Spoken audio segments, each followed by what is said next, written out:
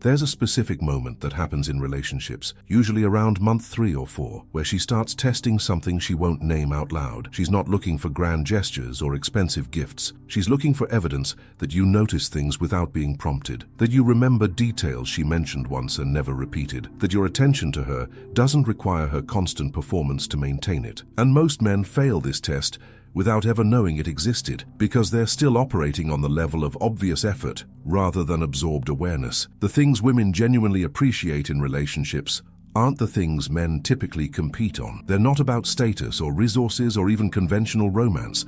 They're about presence that feels effortless rather than performed, about small demonstrations that you're paying attention to who she actually is, not who you need her to be, about making her feel seen in ways she's not accustomed to being seen, by noticing the things she's learned to believe nobody notices. The first thing, remembering micro-preferences she mentioned in passing, not her birthday, not your anniversary. Those are obvious. What creates real impact is when she mentioned 3 months ago that she doesn't like cilantro, and you remember that when ordering food. When she said once that she prefers texting over calls in the morning, and you adjust without being reminded. When she expressed a small irritation about something unrelated to you, and you solved it quietly without announcing it as a favor. These moments register differently than grand gestures because they prove you're absorbing information about her even when there's no immediate reward for doing so. She feels known rather than accommodated. The second thing, protecting her time and energy without being asked. Most men drain women without realizing it. They create emotional labor by being inconsistent,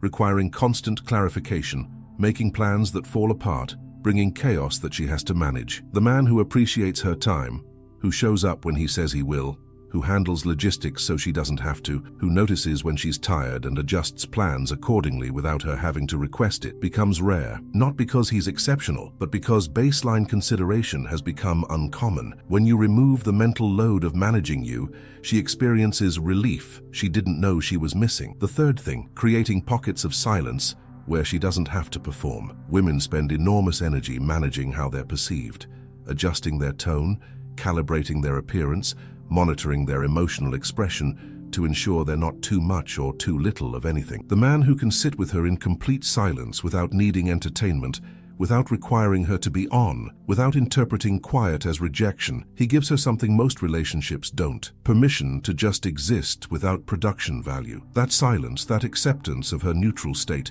creates intimacy words can't replicate. The fourth thing, noticing changes she made that weren't for your benefit. She got a haircut, she's reading a new book, she's wearing different earrings, she changed something about her routine. Most men notice only when changes affect them directly, but when you notice the things she did for herself, the small adjustments to her environment, her appearance, her habits that have nothing to do with attracting your attention, and you comment on them without making it about you, she feels seen as a complete person rather than as a person in relationship to you. That distinction matters more than you think. I remember this one time years ago.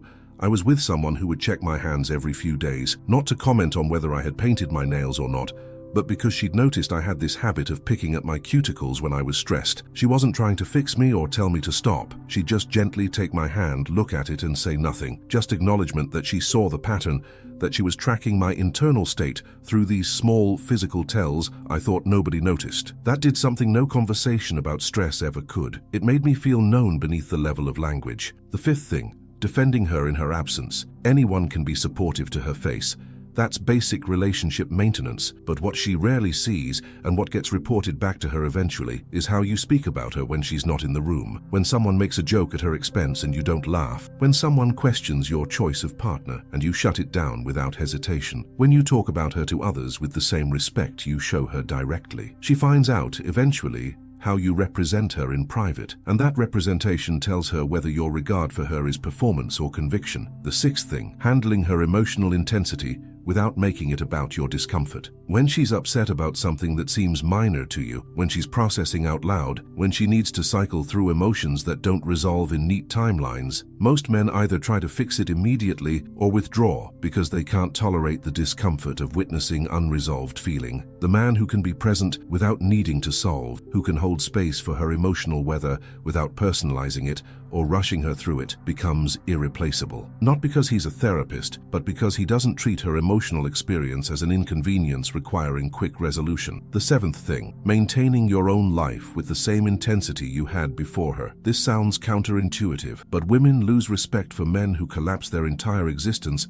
into the relationship, who abandon their friends, their projects, their interests, the moment she becomes central. What she appreciates, what keeps her interested long-term, is when you remain committed to your own development, your own goals, your own social world, with the same energy you brought initially. Not because she wants competition for your attention, but because she doesn't want to become responsible for your entire sense of purpose. When you stay whole, she doesn't have to feel guilty about the space she occupies in your life. The eighth thing, letting her win arguments that don't matter. Not because you're weak, not because you're avoiding conflict, but because you've developed the capacity to distinguish between issues that affect the relationship structure and issues that are just about being right in the moment. Most men fight every small disagreement as if their authority depends on winning it. They turn minor preference differences into power struggles. The man who can say you're right when it genuinely doesn't matter, who can let her have the last word without feeling diminished, who can prioritize harmony over ego when the stakes are low. He communicates something powerful, that his sense of self isn't so fragile that every small concession threatens it. These aren't tactics. They're not manipulation strategies dressed in appreciation language. They're observations about what creates sustained respect and attraction in relationships beyond the initial chemistry phase. They're the things women notice but rarely articulate, because articulating them